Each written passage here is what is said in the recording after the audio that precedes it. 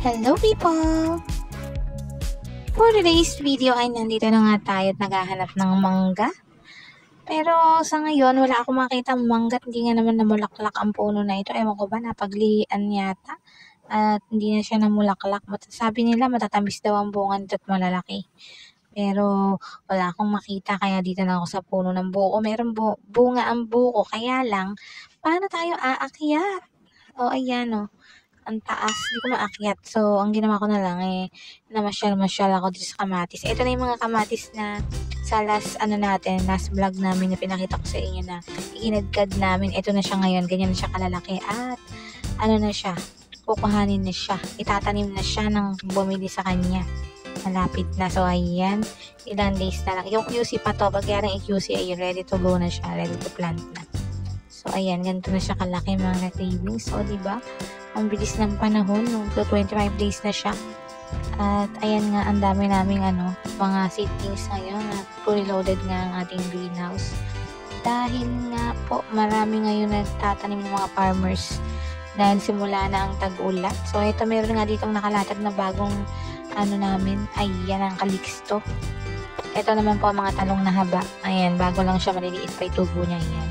Mga pa lang yan, 5 days simula nang inilatag siya dyan. At ayan na yung mga tubo niya. Kompleto na mga cravings. After, pag 10 days na, papatabaan na natin siya. Tuloy-tuloy na yan. Magiging ganyan na din siya kalalaki. After ng 30 days, gano'n. Ganyan na 30 days, edi ready to go. Kukuhain na siya ng may mga order sa kanya. At itatanim na siya sa farm. Gano'n. Ayan, ito na yung mga Calixto mas naunang batch. Yung mas malaki na sa kanya, pero pares na silang talong. At ayun nga mga cravings ay sold out ng lahat ng yan. Yang mga yan ay naka-reserve na, fully reserved ng mga ito dahil nga peak season ngayon ng mga gulay. At ito naman ang ating Django, ang panigang. So ayan. At ito naman kabila, ito ang ating mahika. So, yung mga mahika nito medyo maliit pa dahil hindi pa ito nako-QC. Wala pa siyang, wala pang 25 days to, wala pang 30 days. Gano'n. Kailangan 23 days, i-QC na siya. So, ito.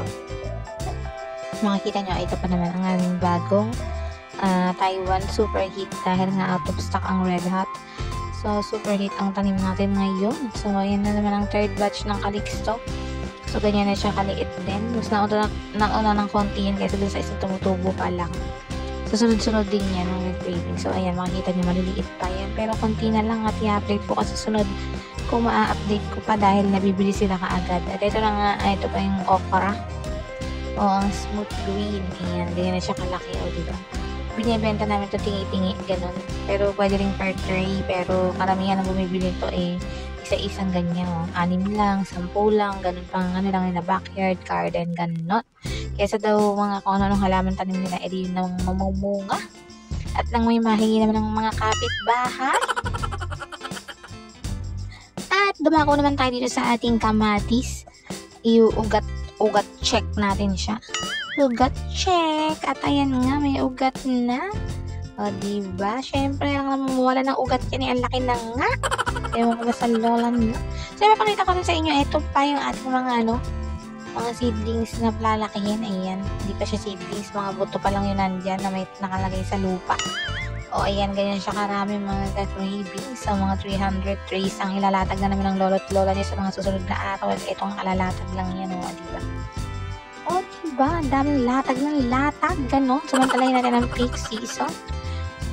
Bawal na magpahinga ngayon dahil yan tayo ngayon susulit, ganun, parang halian tayo na kumain ng tanghalian. 2,000 years later.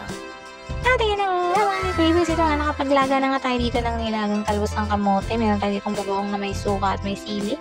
Meron tayong peritong tilapia, peritong talong at syempre may pa-fried chicken pa si Mayo. Ayun. At tapos, syempre, ano bang gagawin? Kailangan din syempre natin ng kanin. O, kung may kanin, o di ganyan na. Kainan na, mga cravings. Lamas-lamasin ng konti ang kanin. Tapos, iyan. Kumuha tayo ng tilapia. Tapos, kukuha din tayo ng nilagang talbos ng kamote. Ayan, ayaw nila maghimahiwalay. Sila ay close na close. So, pumiraso muna tayo ng isang maliit na laman. Tapos, lalagyan natin ng ayan, ayaw ding maputol ng dahon. Sige, buuin na natin. Ayaw maghiwalay. Isawsaw natin ngayon sa bagong na may suka at sili. At saka tatabunan natin uli ngayon yan ng kanin. At ayan na nga ang ating first bite.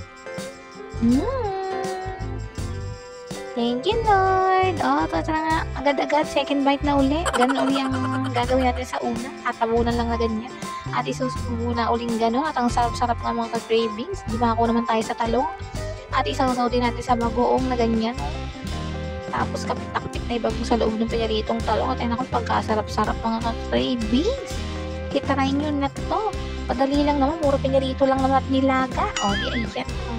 Nalaglag pa yung laman. So, ayan, samahan nyo ng konting sili. Lagyan natin ng isa. So, yung sili na hindi naman na ganong maanghang dahil ayun yung siling ginawa natin yung spice vinegar natin. So, ayan na nga siya. Buro na nga siya. Ang sarap nga. Nakakasarap. At ayan nga, ang pisini ni Jowa namumutok na sa kakakain. At ayun natin yung kamatis. Back to kamatis tayo dahil nga hapon na mga cravings ng panahon na yan. Ay, mag-i-spray na si Jowa ng ko baka ano yung i-spray ni Jowa, siguro ay foliar. Ganyan, ayan na nga. At pagkayari yan, syempre, hapon. Pag sa hapon, marami tayong gawain, mga cravings. At naku, nakapundo ang malakas na ulan. At ayun na nga ba sinasabi ko mga cravings yung pagsapit ng dilim. Ayan na nga. Napakalakas ng ulan. Hindi na siya huminto. Mga cravings, ayan na nga. Nagbabaha na dito sa ating greenhouse. Ayan na, inanod na ang hangin at sonorox. Kung ano-ano pa man, ayan na. Ang dami na ng tubig. Lubog na yung paa ko mga cravings. So, ayan. Paglabas ng kubo. Syempre, dito yung kubo natin na tinutuluyan natin sa gabi. Dahil binabantayan nga natin ang mga seedlings. So, ayan nga si Jowa. Inaayos niya ang higaan ni Waki. At saka ni Starkel at ni Django. Dahil nga umiiyak sila at nababasa. Ang lakas na ng ulan. 1 hour na to hindi pa humihinto. Tignan nyo naman yung loob ng bahana. Pero sa loob, hindi syempre umuulan sa loob dahil nga naka-greenhouse siya. Pero yung sa labas, pumasok na yung mga tubig. Ayan na nga at baha na nga, ayan. At kinabukasan syempre, kinabukasan na agad. Ito, panibagong araw, another day na naman. At another day ng paghahabulan namin ni Django at ni Starkel. Enjoy na enjoy ang dalawang doggies ko na yan. At antabayan na dyan ang kanilang paglaki dahil sila lumalaki na din, maliliit pa sila dyan o diba sa sobrang tagal ng upload ng lolo't lola niya, lumaki na si Starkel at saka si Django. Ito naman dalawang to nako, lagi na lang ganyan yan, naghahabulan. Si Starkel yung kulay brown at yung chocolate brown ay si Django. Ayan. Napakilala ko na pala sila sa inyo doon sa nakaraan namin mga vlog. Nakita nyo na silang nasa loob ng cage dahil nga malilikot sila. Hindi sila pwedeng nakakawala dahil nag-angat sila ng bato. Itong si Django, akala niya siya si Darna. Linulunok ang mga bato. At hanggang dito na nga naman kay Cravings. Salamat sa panonood. Hanggang sa susunod. Like and subscribe.